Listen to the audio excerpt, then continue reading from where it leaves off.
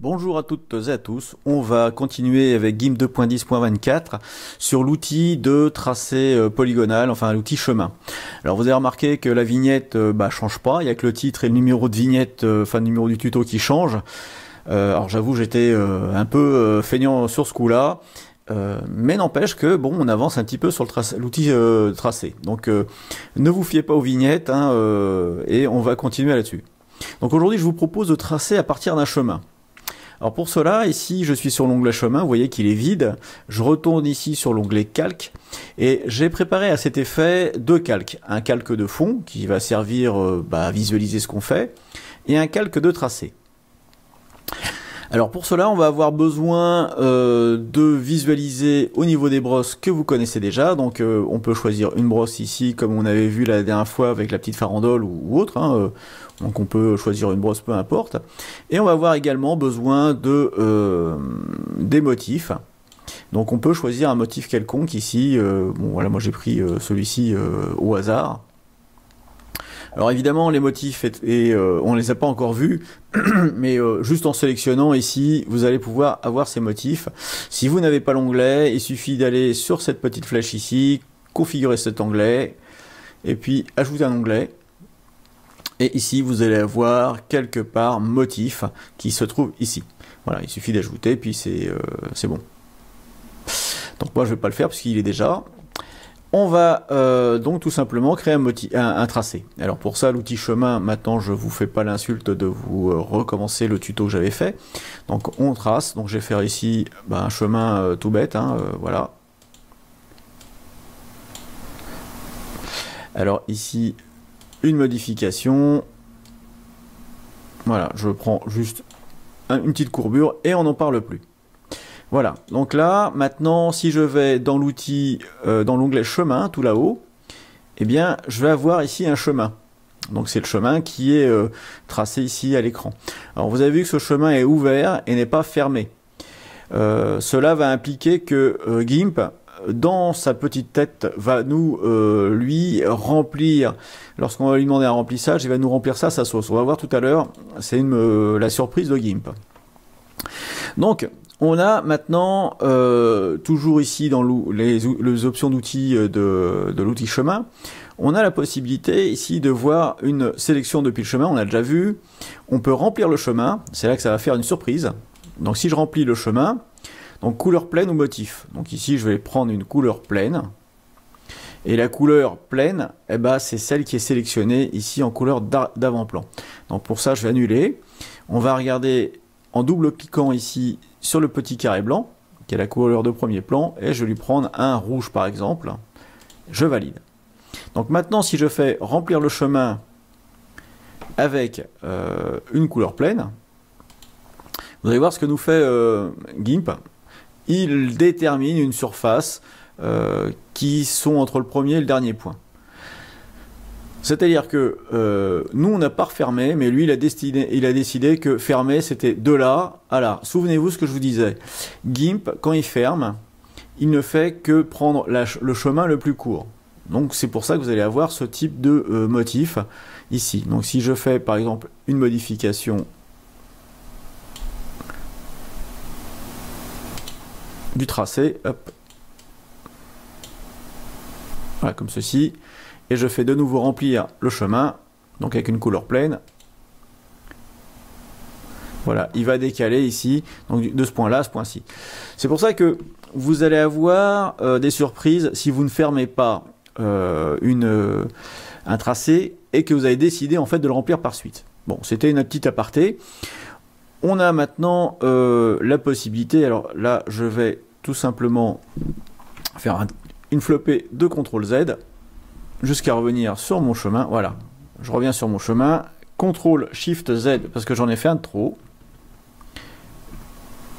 Ou alors on vient ici dans l'outil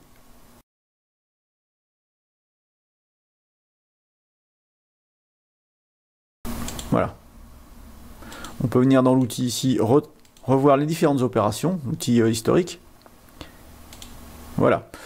Je reprends donc ici où j'en étais et on va pouvoir cliquez ici sur ce bouton tracer le chemin. Donc si je trace le chemin, s'offre à nous plusieurs options. on va avoir la possibilité de tracer une ligne, une couleur pleine, donc ici ça serait la couleur de premier plan, le rouge, un motif, ce serait cette grille gaufrée, utiliser l'anti-crénelage de façon à avoir une forme plutôt lissée, une couleur de ligne, enfin une épaisseur de ligne en pixels, on peut la mettre aussi en ce qu'on veut, hein. Là par définition on est en pixels. On peut choisir un style de ligne, donc on va voir les bouts de la ligne, hein. Donc le premier c'est, eh bien on va avoir le joint à vif, un joint rond et un joint carré. Alors la différence entre le à vif et le carré, vous allez me dire c'est quoi?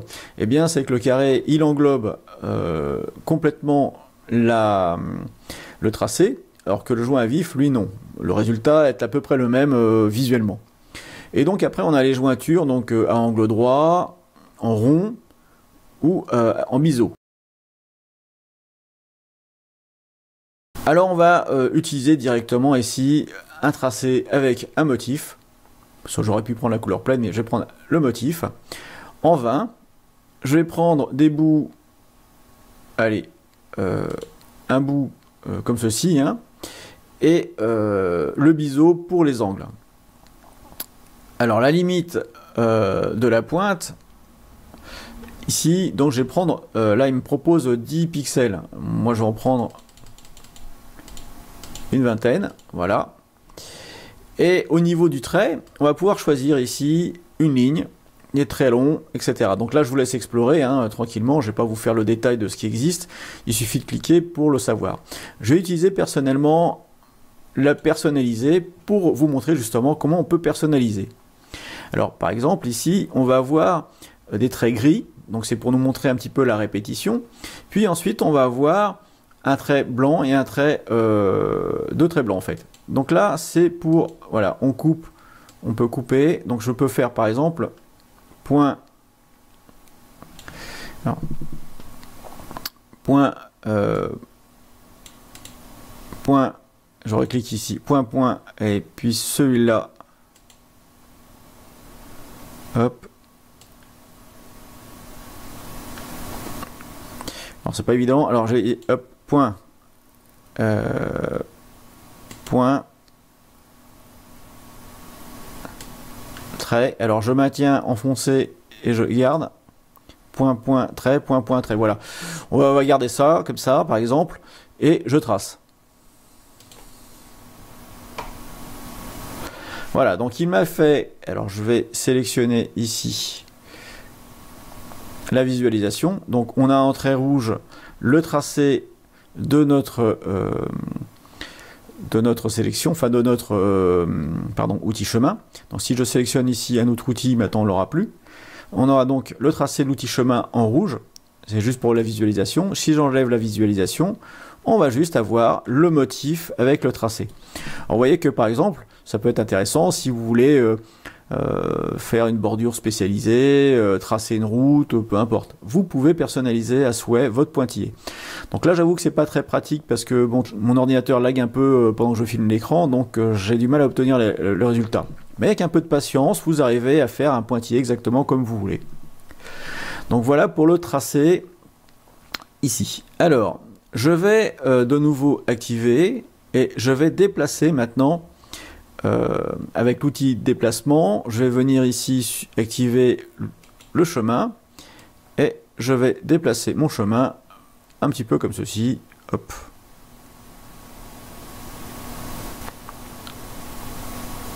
Voilà.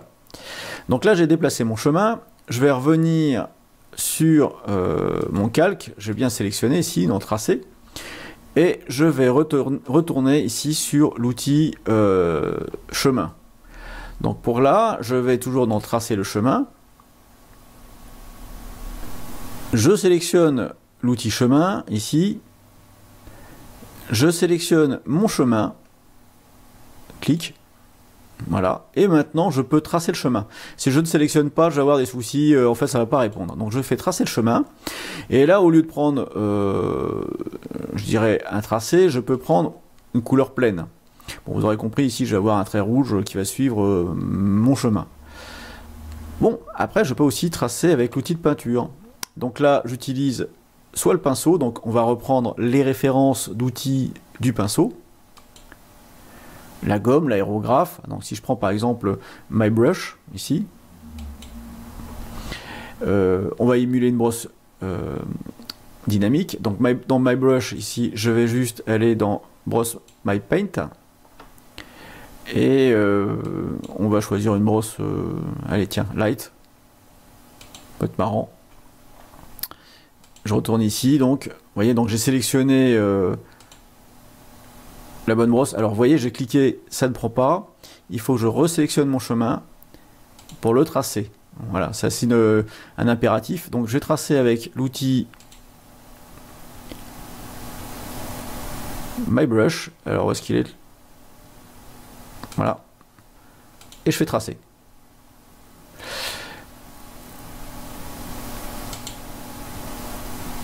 Donc là maintenant si je sélectionne ailleurs, il m'a juste fait un tracé comme ceci. Alors bah j'ai pas très bien compris pourquoi, mais bon voilà. C'est certainement dans les paramètres de MyBrush, hein, ici opacité 100%. Bon voilà, bon ça nous a fait un tracé aléatoire, vous voyez, c'est les affres du non direct, mais je laissais tel quel. Alors vous allez me dire, bon c'est bien Georges, mais ton truc là, tu fais 2-3 traits, qu'est-ce qu'on pourrait faire de créatif avec ça? Eh bien, je vais juste retourner ici, et on va faire quelque chose de créatif. Donc je vais masquer maintenant ce tracé. On va utiliser l'outil texte, pour écrire par exemple, oui. Voilà, donc j'ai mon outil texte. Je fais un CTRL A, ici, pour tout sélectionner, et je vais mettre ici à, en fait, on s'en moque, on peut laisser comme ça. Voilà, bon, on peut laisser comme ça. Je vais prendre maintenant un nouveau calque, ici, hop, transparence, qui va être au-dessus de l'outil texte. Et je vais tracer mon texte. Alors vous allez me dire, mais oui, mais alors pour tracer le texte, c'est facile, Georges. Tu fais un clic droit, tu nous l'as montré hier, tu fais un clic droit sur le texte, et tu fais texte vers chemin. Ouais, c'est possible. Mais en fait, moi, je suis un gros feignant. Donc ce qu'on va faire, c'est que je vais tout simplement sélectionner mon oui, ici, avec l'outil de sélection par couleur. Je vais aller dans l'outil chemin, et je vais aller dans chemin, vers sélection vers chemin, pardon. Et il m'a fait ça. Donc il m'a tracé ici ma sélection, sauf que là, ça me bat pas. Moi, je voulais juste un trait, c'est pas terrible. Ah merde alors. Mais alors comment est-ce qu'on va faire? Bon, allez, je supprime. On va aller tout simplement. Donc j'annule la sélection, CTRL-SHIFT-A, ici, ou alors sélection aucune, hein, c'est pareil, vous avez ici majuscule SHIFT-A, majuscule CTRL-A, enfin bon, moi je le donne dans le désordre. On va tout simplement tracer à la mimine. Alors à la mimine, alors pour cela j'ai utilisé 4 points, je vais prendre donc l'outil de sélection ici, je vais le mettre à peu près au milieu, clac, clac, je maintiens enfoncé et puis je vais tirer. Alors vous voyez ici je vais tirer perpendiculaire, enfin sur un axe vertical, de façon à faire un espèce d'arrondi, tac. Après je vais me placer, je relâche tout, je vais me mettre à l'aplomb du premier point par exemple. Là il me met directement la courbure, je vais me mettre ici sur celui-là, je maintiens enfoncé et je maintiens la courbure, donc j'essaie de le faire le plus verticalement possible. Et finalement, j'appuie sur Entrée. Donc j'appuie sur Entrée, qu'est-ce qui s'est passé? Eh bien, j'ai eu ici une modification.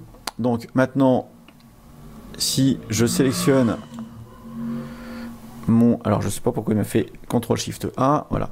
Si je sélectionne ici...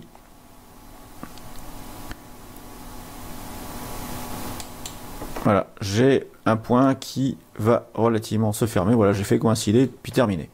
Voilà, maintenant j'ai mon O. Je vais pouvoir aller ici dans chemin. Et puis celui-là, je vais l'appeler O. Tout simplement. Je vais recommencer. Je reviens sur la partie calque. Je suis pas obligé, hein, mais je peux rester ici. Ça ne change rien. Et je vais maintenant faire mon U. Donc là, c'est pareil. Hein, clic en haut. Clic en bas de la barre. Alors là, je suis pas bon du tout. Je fais un CTRL Z. Donc j'appuie sur CTRL.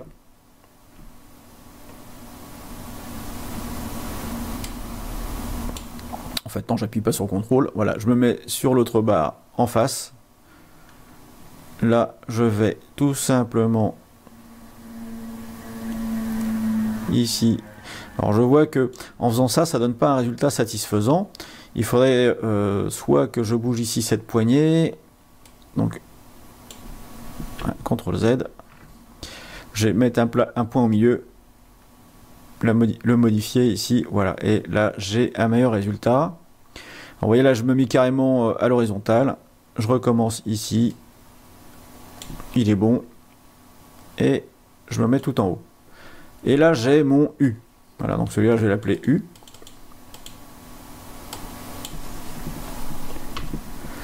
Et vous l'aurez compris, maintenant, on va faire le I. Donc pour ça, je clique sur un autre outil, je reviens ici, et je vais avoir mon I. Donc là, je sélectionne mon U. Donc hop. Donc je me mets sur l'outil chemin, et mon I, tout simplement. Un point là. Un point ici. Et j'ai mon I. Voilà.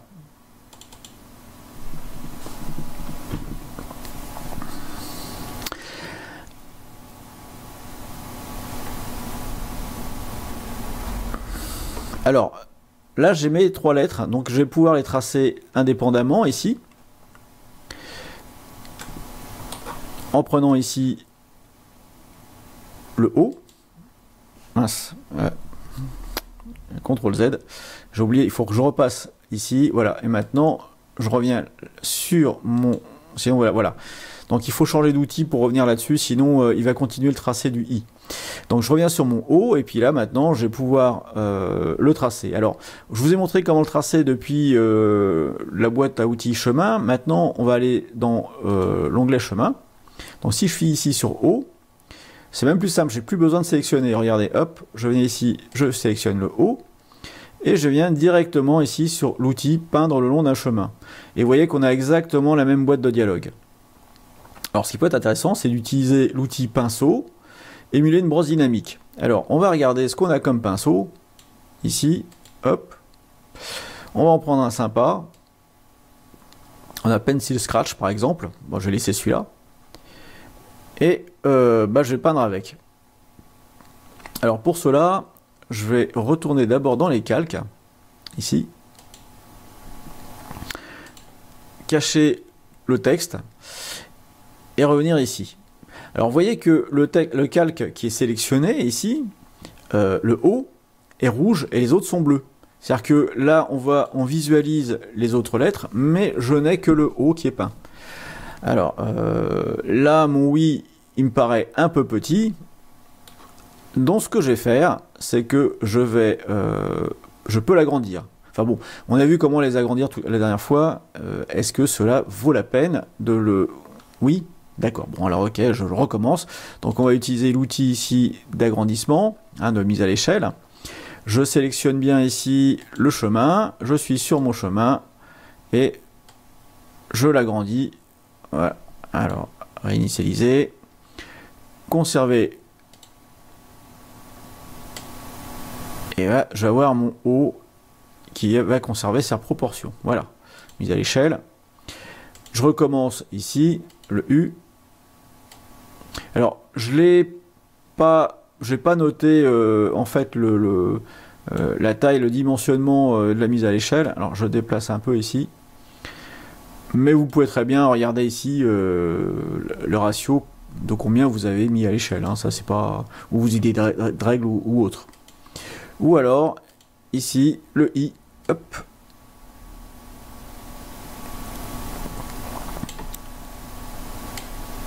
Et j'ai mon I. Oh. Zut. Bon, je vais juste le déplacer avant.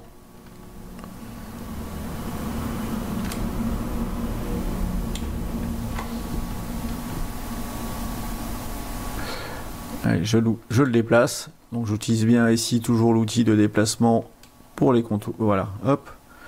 Et je vais pouvoir maintenant reprendre cet outil pour l'agrandir. Vous voyez là, on commence à reprendre un petit peu les outils qu'on avait vus précédemment.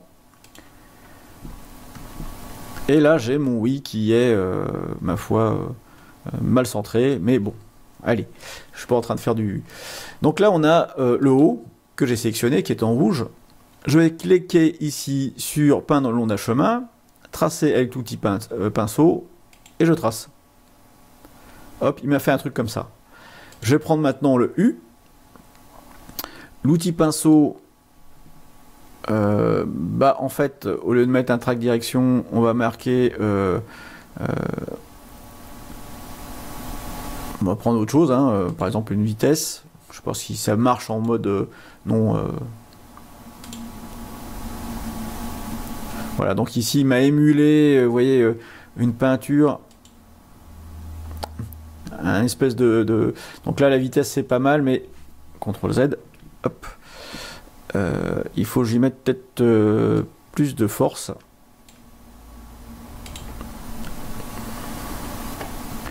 Et on y va. Donc on recommence.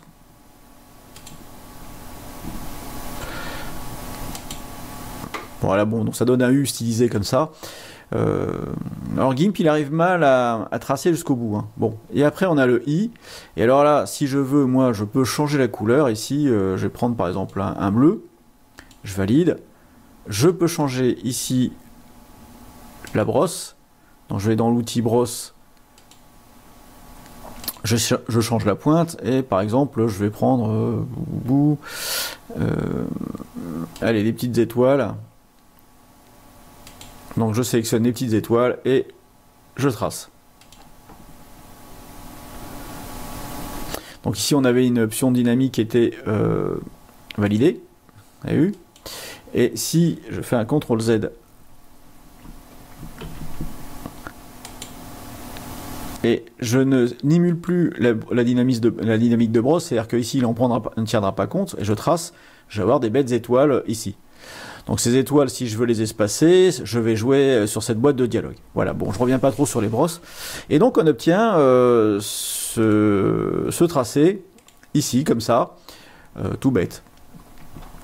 Ok, mais bon, si là, on peut faire des tracés indépendants en choisissant l'ensemble enfin, en choisissant élément par élément sur notre sélection.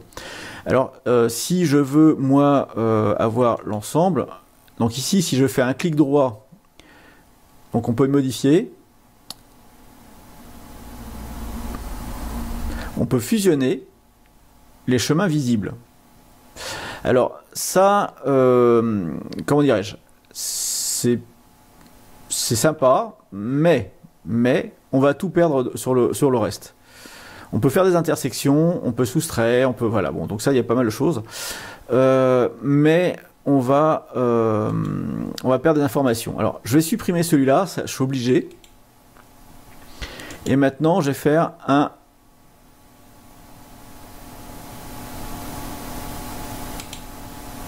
nouveau chemin. Vous voyez, ici. Et je peux créer un nouveau chemin et retracer tout ça, mais moi je veux pas. Alors je veux pas, donc je fais annuler et je vais faire un clic droit et je vais donc fusionner l'ensemble des chemins.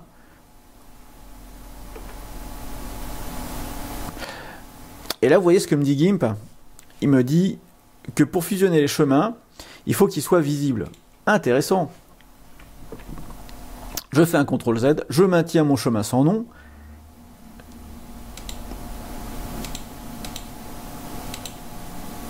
Et je vais fusionner cela. Donc je fais un clic droit maintenant et je fais fusionner chemin. Et c'est destructif. Voilà. Alors ce qui manquerait dans GIMP, vous voyez, c'est la même chose qu'ici. C'est-à-dire qu'on peut faire un calque, nouveau calque depuis visible. Et bien dans chemin, ça manque. Ça serait sympa qu'il puisse y avoir nouveau chemin depuis visible. mais on l'a pas. Donc ça, c'est un petit peu la limitation de GIMP avec ça, mais il y a moyen de pallier à ça, hein. On va voir vers la fin de ce chapitre comment on peut sauvegarder, exporter nos chemins de façon à les conserver et les réinjecter. Bon, c'est un peu dommage, mais c'est comme ça. Donc là, si j'ai ce type de chemin, maintenant, je vais ici dans ce calque et je vais créer un nouveau calque transparent pour l'occasion. Voilà, donc je me positionne dessus. Je vais dans chemin et je vais tracer mon chemin. Alors je vais laisser tel quel, hein, donc c'était les petites étoiles je crois. Et bah, là il vous le trace en une seule fois. Voilà, j'espère que vous avez plus ou moins compris comment fonctionne le chemin, enfin j'espère plus que moins. On va se retrouver sur la prochaine vidéo pour retrouver les fonctions que je vous ai montrées rapidement, c'est redimensionner et distordre un chemin. On l'a déjà vu plus ou moins la dernière fois et cette fois-ci, mais je vais rentrer dans les détails la prochaine fois. Allez, bye!